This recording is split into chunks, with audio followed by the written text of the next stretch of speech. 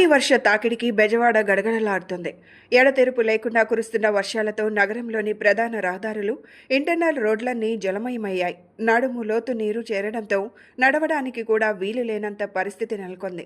పాదచారులు, వాహనదారుల పరిస్థితి వర్ణనాతీతంగా ఉంది. వెంటనే అప్రమత్తమవుతున్న అధికారులు ప్రజలకు పలు సూచనలు చేస్తున్నారు. లోతట్టు ప్రాంతాల్లో, కొండ ప్రాంతాల్లో నివసించే ప్రజలు సురక్షిత ప్రాంతాలకు తరలి రావాలని కోరుతున్నారు.